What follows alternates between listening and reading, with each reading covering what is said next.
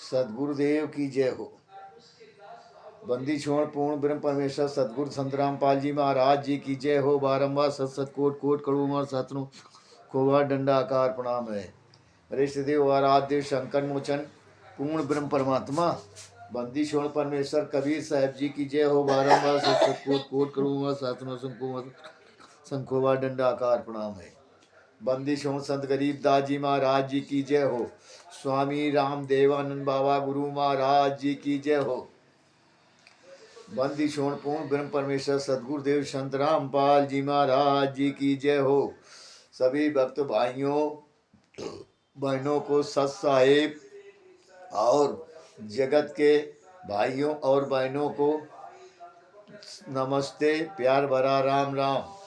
सत साहिब और सभी भगत भाइयों से निवेदन है कि इस वीडियो को लाइक करना, सब्सक्राइब और करना और कमेंट करना कतई ना भूलें, ये जरूर करें। सत्साहिब दास का नाम राम किशोर दास उर्फ गुप्ता जी, दामोदर नगर, कानपुर, उत्तर प्रदेश से।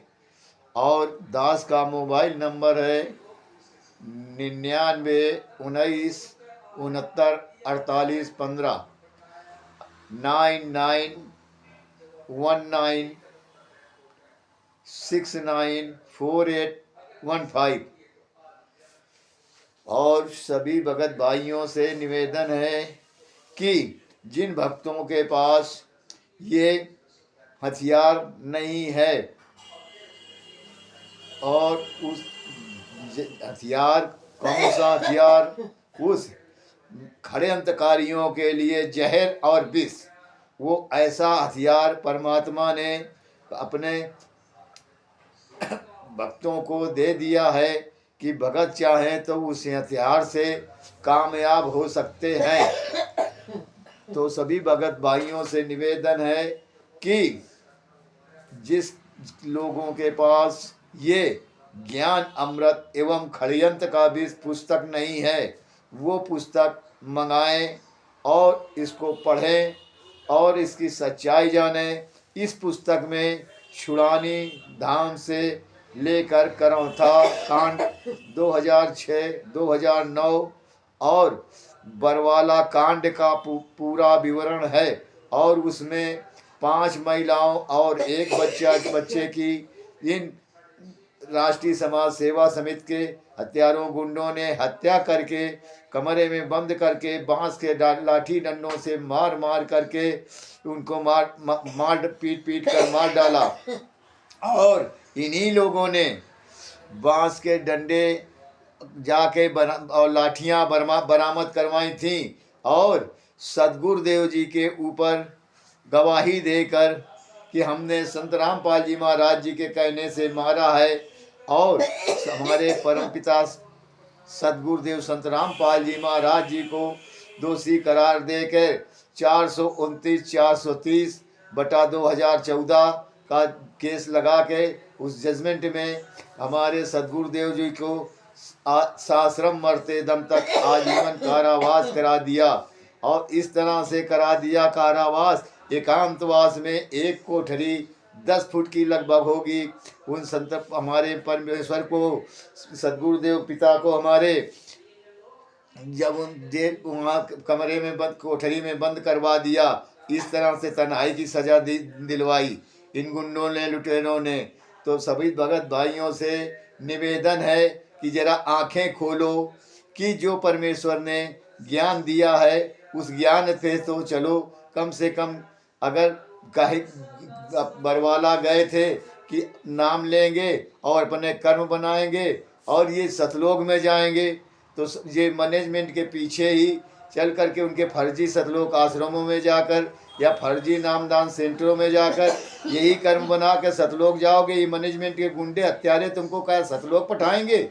तो भगत भाइयों, ये ज्ञान अमृत की पुस्तक मंगाएं और पढ़ें और इस पढ़ करके परमात्मा के साथ पाले में आ करके और इस सच्चाई को उजागर करके अपने साथियों को वहाँ से छुटाकर, पिंड छुटाकर वहाँ से उनके भी कर्म बनाने के लिए वहाँ से लाएं और उनके कर्म बनाएं, पाप के भागी न बने। और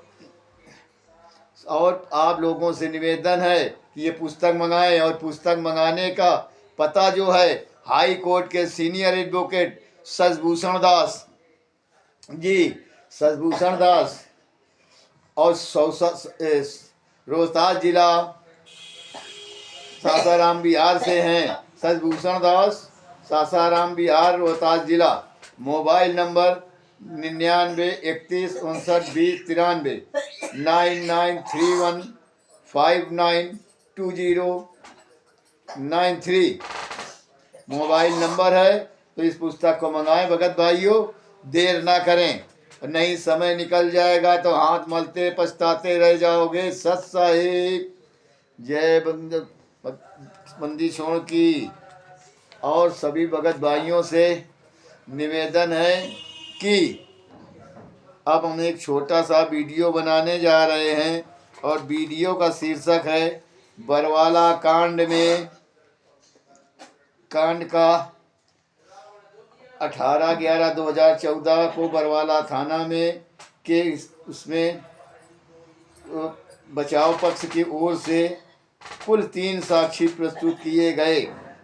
उस साक्षियों को नाम के सहित बताना है। सत साहिब APW1 डॉक्टर अनंतराम, इन्होंने न्यायालय में बयान दिया कि ये दिनांक 8/11/2014 को सतलोक आश्रम बरवाला के बलजीत सिंह के द्वारा बुलाने पर कि संत रामपाल जी का तबीयत खराब है और ट्रीटमेंट एग्जामिन हेतु 6-10 बजे शाम में आश्रम में आया, तो संत रामपाल जी ने छाती में बाईं तरफ दर्द एवं धड़कन की शिकायत की। उनका बीपी चेक किया तो बीपी 170 और 100 mm रिकॉर्ड हुआ। ये चाहे ACG एवं आइडियोलॉजिस्ट विशेषज्ञ से ओपिनियन लेने की सलाह दी।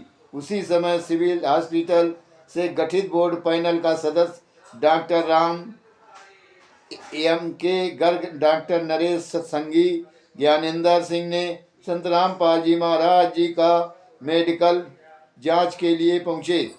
उस रोज एक दूसरे डॉक्टर LK झा रामपाल जी महाराज जी को मेडिकली चेकअप करने पहुंचे।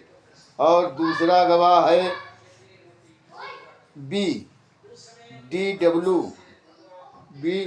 बी कोस्ट DW2 वजीर सिंह, इन्होंने बयान दिया कि ये सन 2010 से भैंसों की खरीद बिक्री का व्यवसाय करते हैं।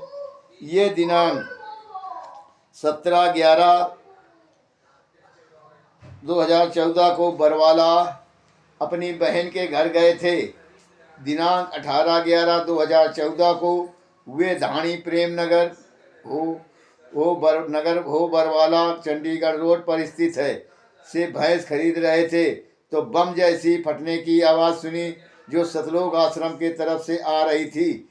देखा कि बहुत से पुलिस वाले एवं जनता वहां विद्यमान थे। पुलिस आंसू गैस फेंक रही थी और क्रेन से आश्रम का दीवार तोड़ रही थी। पुलिस को बोतल में भरा हुआ कुछ फेंकते हुए देखा।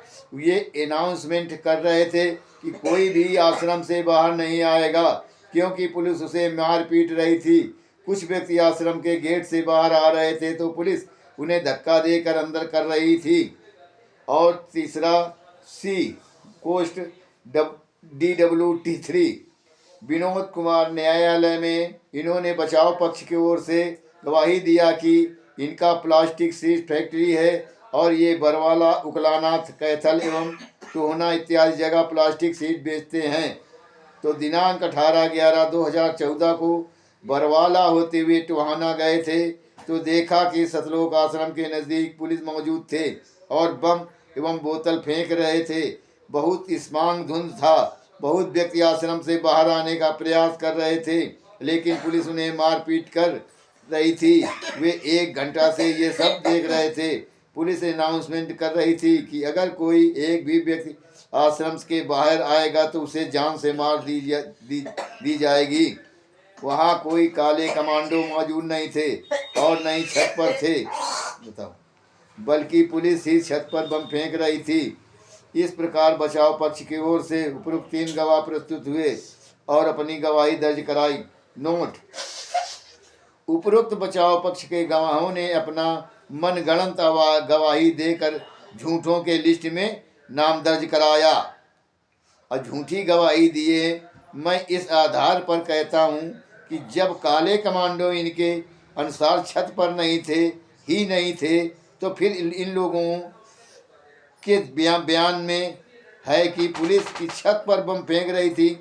तो फिर सोचो कि पुलिस छत पर बम एवं बोतल फेंक कर किसको मारना चाहते थे। ये झूठा व्यक्ति 100% झूठ बोलता है। आश्रम के छत पर काले कमांडो हरवे हथियार से सुसज्जित थे और पुलिस के विरुद्ध जंग छेड़े थे। छत पर काले कमांडो विद्यमान थे। इसका प्रमाण इस फोटो में आप देख सकते हैं। ये देखो काले कमांडो हैं कि नहीं, इस वीडियो में ये फोटो दिखाई जा रही है। ये वीडियो देख लीजिए, ये फोटो है, वीडियो में लगी है। सच साहिब।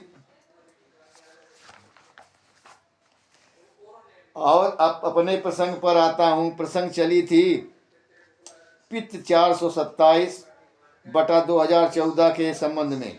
आपको जानकारी दे चुका हूं कि इस बाद में अभियोजन की ओर से 6 गवाह एवं बचाव पक्ष की ओर से 3 गवाह की गवाही हुई। तदुपरांत उभय पक्षों के अधिवक्ताओं ने अपना अपना बहस के दौरान पक्ष रखा तो न्यायालय दोनों पक्षों की सुनवाई करने के बाद संदेह का लाभ देते हुए अभियुक्तों को आरोप से बाइज्जत बरी करते हुए दिनांक 29/8/2017 को जूडियल मजिस्ट्रेट प्रथम वर्ग हिसार माननीय मुकेश कुमार ने फैसला सुनाया और 2 कोस्ट FIR नंबर 428/2014 राजद्रोह एवं असंवैधानिक गतिविधि में संलिप्तता का आरोप। ये भी FIR उसी दिन अर्थात 18/11/2014 को दायर हुआ। इस FIR में कुल 939 अभियुक्तों को बनाया गया। बाद में यह संख्या बढ़कर 946 तक हो गई, क्योंकि इस घटना में सहयोगी एवं सम्मिलित होने का संदेह पुलिस जांच के दौरान के हुई या पाई। उन्हें सस्पेक्ट में आरोपी को दर्ज करके आगे की जांच जारी रखा। कुछ को तो गिरफ्तार नहीं होने की स्थिति में भगोड़ा घोषित कराते हुए चालान पेश किया। इस तरह 2023 के प्रारंभिक माह तक अभियुक्तों की संख्या इस बाद में 946 तक पहुंच चुकी है। सभी अभियुक्तों को द्वारा न्यायालय में विचारण पेश की जा रही है। ध्यान रहे, इस केस का विचारण सरकार द्वारा गठित विशेष अदालत हिसार जेल न 1 में स्थापित रोशन कोर्ट में चल रही है। FIR नंबर 428 सन 2014 धारा 147, 148, 149, 186, 307, 332, 353, 323, 342, 435, 121, 121A, 123, 120B, 14 एवं 188 भादा भी एवं धारा 16, 18, 22,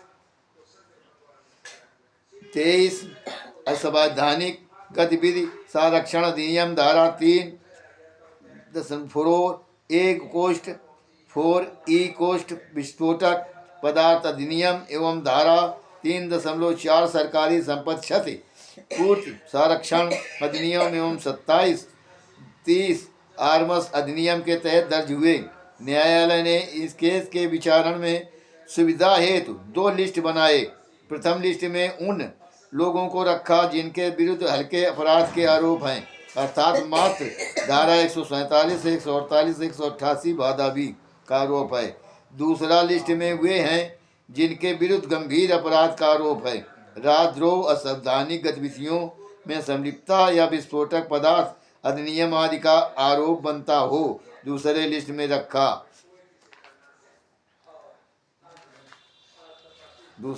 में रखा आज की तिथि में प्रथम लिस्ट में कुल 801 आरोपी हैं, जिनके विरुद्ध जमानती अपराध की धाराएं 147, 148, 188 भारतीय दंड विधान के तहत आरोप गठित की गई है, जिनका विचारण चल रहा है और सभी अभियुक्त जमानत पर हैं। सच साहिब भगत भाइयों, यहाँ से वीडियो ये पार्ट नंबर बरवाला कांड का और बरवाला कांड 18/11/2014 को घटना के संबंध में गुरुजी के खिलाफ 2 FIR दर्ज हुए थे। उसमें बचाव पक्ष के ओर से कुल 3 साक्षी प्रस्तुत किए गए थे। बरवाला कांड में पार्ट नंबर ये 12वां है। तो अब यहाँ से ये जो 12वां खत्म, इसके आगे अब आगे का वीडियो पार्ट 13 बरवाला कांड का 13 बनाया जाएगा। सच साहिब। और सभी भगत भाइयों से निवेदन है, ये ज्ञान अमृत पुस्तक मंगाएं और पढ़ें और पढ़कर इसकी सच्चाई जानें और सच्चाई इन राष्ट्रीय समाज सेवा समिति के कुकर्मों की पोल खोल करके सच्चाई भक्तों को बताएं और उनको जो भक्त भाई पवन ठग, संजय ठग और इस मैनेजमेंट के चंगुल में फंसे हुए हैं उनको बचाकर अपने पक्ष में लाएं। सच साहिब।